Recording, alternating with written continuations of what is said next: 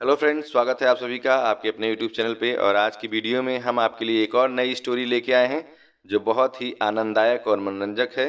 Story का theme है ज़्यादा पापी कौन है। तो जैसा कि आप सभी जानते हैं कि बेताल पच्चीसी की सीरीज को लेके हम जो है आपके सामने आए हैं। तो आइए आज की कहानी को शुरू करते हैं। भोगवती नाम की एक नगरी थी, उसमें राजा रूपसेन राज करता था। उसके पास चिंतामणि नाम का एक तोता था। एक दिन राजा ने उससे पूछा, यानी उस तोते से पूछा, हमारा ब्याह किसके साथ होगा। तो तोते ने कहा, मगध देश के राजा की बेटी चंद्रावती के साथ आपका ब्याह होगा। राजा ने ज्योतिषी को बुलाया और ज्योतिषी से पूछा, तो ज्योतिषी ने भी यही बात कहा कि आपका ब्याह मगध देश के राजा की बेटी चंद्रावती के साथ होगा। उधर मगध देश के राजकन्या के पास भी एक मैना थी, उसका नाम मदन मज्जरी था। एक दिन राजकन्या ने उससे पूछा कि मेरा ब्याह किसके साथ होगा। तो उसने कह दिया कि भोगवती नगर के राजा रूपसेन के साथ होगा। इसके बाद दोनों का ब्याह हो गया, जैसा कि इन लोगों ने भविष्यवाणी की और सचमुच में यह हो गया। रानी के साथ उसकी मैना भी आ गई, यानी रानी के साथ उसकी मैना भी राजा के घर आ गई। अब देखिए, राजा रानी और तोता मैना का ब्याह करके उन्हें एक पिंजरे में रख दिया गया। राजा रानी का ब्याह अलग हो गया और तोता मैना का भी ब्याह हो गया। तो तोता मैना भी एक पिंजरे में रहने लगे। एक दिन की बात है कि तोता मैना में बहस हो गई।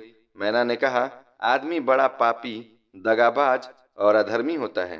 तो तोते ने कहा, स्त्री झूठी, लालची और हत्यारी होती है। दोनों का झगड़ा बढ़ गया। तो राजा ने कहा, क्या बात है, तुम सब आपस में क्यों लड़ते हो। तो मैना ने कहा, महाराज, मर्द बहुत बुरे होते हैं। इसके बाद मैना ने एक कहानी सुनाई। और मैना ने जो कहानी सुनाई, अब उस कहानी को मैं आपके सामने रखने जा रहा हूँ, या मैं आपको सुनाने जा रहा हूँ। इलापुर नगर के महादन नाम का एक सेठ रहता था। इलापुर नगर में महादन नाम का एक सेठ रहता था। महादन विवाह के बहुत दिनों बाद उसके घर एक लड़का पैदा हुआ। महादन की सेठ ने उसकी बड़ी अच्छी तरह से लालन पालन किया, पर लड़का बड़ा होकर जुआ खेलने लगा। इस बीच सेठ मर गया। लड़के ने अपना सारा धन जुए में खो दिया। जब पास में कुछ न बचा तो वह नगर छोड़कर चंद्रपुरी नामक नगरी में जा पहुंचा। वहां हेमगुप्त नाम का एक साहूकार रहता था।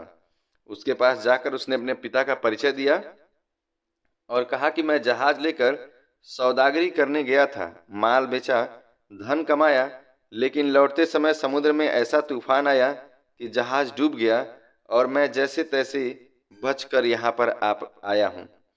उस सेठ की भी एक लड़की थी और उसका नाम रत्नावती था। सेठ को बड़ी खुशी हुई कि घर बैठे बिठाए इतना अच्छा दामाद जो है या लड़का उनको मिल गया।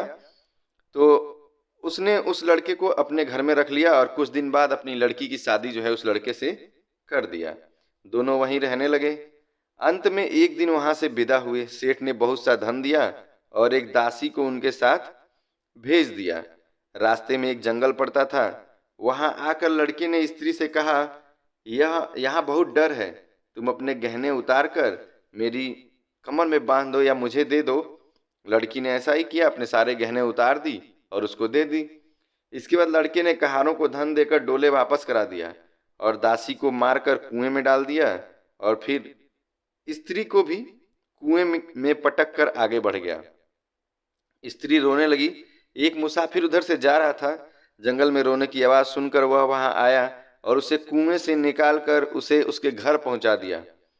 स्त्री ने घर जाकर माँ बाप से कह दिया कि रास्ते में चोरों ने हमारे गहने छीन लिए और दासी को मारकर मुझे कुएं में ढकेल दिया और भाग गए। बाप ने उसे ढाढ़स बंधाया, धीरज बंधाने को कहा और कहा कि तू चिंता मत कर, तेरा स्वामी जीवित होगा और किसी दिन आ जाएगा।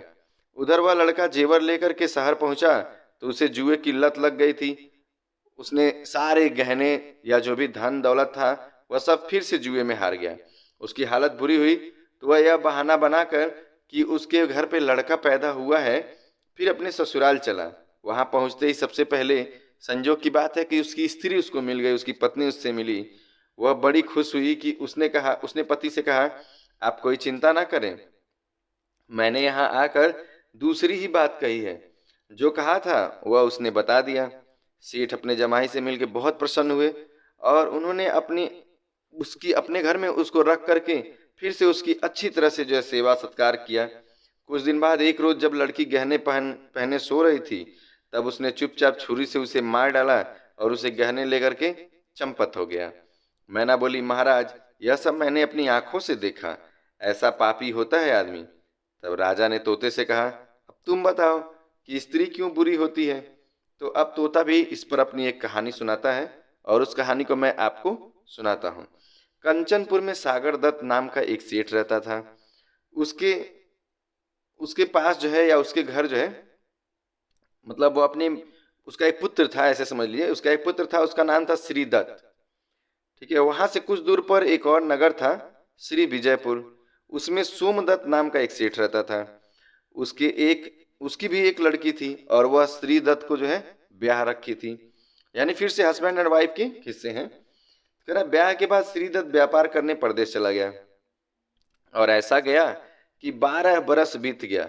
न तो वह घर वापस आया और ना ही कोई संदेश भेजा। अब उसकी पत्नी भाई व्याकुल होने लगी कि भाई क्या हो गया, मेरा पति अभी तक आया नहीं। एक दिन वह अपनी अटारी पर खड़ी थी कि उसे एक आदमी दिखाई दिया। उसे देखते ही वह उस पर मोहित हो गई। उसे अपनी सखी के घर बुलवा लिया। रात होते ही वह उस सखी के घर चली जाती और रात भर वहां रहकर दिन निकलने से पहले लौट आती। इस तरह बहुत दिन बीत गए और इन दोनों का जो है ये अलग से जो है प्रसंग जो है चलता रहा। इस बीच एक दिन उसका पति परदेश से लौट आया। उस स्त्री बड़ी दुखी हुई। अब वह क्या करे, पति हारा थका था। जल्दी ही उसकी आंख लग गई और स्त्री उठकर अपने दोस्त के पास चली गई जिस पे वो मोहित हो गई थी। रास्ते में एक चोर खड़ा था। वह चोर देखने लगा कि स्त्री कहाँ जाती है। धीरे धीरे वह सहेली के मकान पर पहुंची। चोर भी पीछे पीछे गया छिप छिप करके। संजोग से उस आदमी को सांप ने काट लिया और वह मर गया या मरा हुआ पाया गया, वहां पर मरा पड़ा था। स्त्री ने समझा सो रहा है। वहीं आंगन में पीपल का एक पेड़ था जिस पर एक पिशाच बैठा या लीला देख रहा था। उसने उस आदमी के शरीर में प्रवेश कर उस स्त्री की नाक काट ली। जो व्यक्ति मर गया था, जो उसका प्रेमी था, उसका जो दोस्त था, उसके शरीर में पिशाच घुस गया और उसने क्या किया, अब वो तो जब पिशाच घुसा तो वो जिंदा हो गया और उसने क्या किया, उसका नाक जो है काट लिया उस स्त्री का। और फिर उस आदमी की देह से निकल करके पिशाच वापस पेड़ पर जाकर चला गया, जाकर बैठ गया। स्त्री रोती हुई अपनी सहेली के पास गई। सहेली ने कहा कि तुम अपने पति के पास जाओ और वहां बैठकर रोने लगो। कोई पूछे तो कह देना कि पति ने नाक काट ली है। उसने ऐसा ही किया। उसका रोना सुनकर के लोग इकट्ठे हो गए। आदमी जाग उठा। उसे सारा हाल मालूम हुआ तो वह बड़ा दुखी हुआ। लड़की के बाप ने कोतवाल को खबर दी। कोतवाल उस समय उन सबको राजा के पास लेके गया। जब कोतवाल आया तो सबको राजा के पास लेके गया। लड़की की हालत देखकर राजा को बड़ा गुस्सा आया। उसने कहा इस आदमी को सूली पर लटका दो। और वहीं बगल में जो है चोर खड़ा था। उसने देखा कि एक बेकसूर आदमी को सूली पर जो है लटकाया जा रहा है, तो उसने राजा के सामने आकर जितनी भी सच्चाई थी सारा हाल जो है सच सच बता दिया।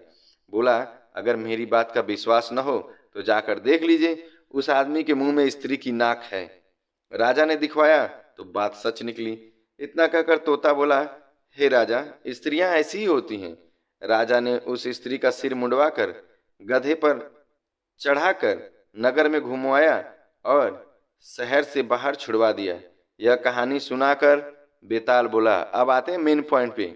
अब ये सारी कहानी जो है बेताल जो है राजा विक्रम को सुना रहा था और उसने राजा विक्रम से पूछा कि राजा बताओ इन दोनों में ज्यादा पापी कौन है। तो राजा ने कहा कि स्त्री। बेताल ने पूछा कैसे। तो राजा ने कहा मर्द कैसा ही दुष्ट हो, उसे धर्म का थोड़ा बहुत विचार रहता ही है, स्त्री को नहीं रहता है, इसलिए वह अधिक पापिन है। राजा के इतना कहते ही बेताल जो है फटाक से उड़ा और वापस पेड़ पर जाकर लटक गया और राजा विक्रम फिर खाली हाथ हो गए। तो दोस्तों ये कहानी आपको कैसी लगी हमें कमेंट करके जरूर बताइए। मुझे उम्मीद है कि ये कहानी आपको बहुत पसंद आई होगी। राधे राधे, जय श्री कृष्ण।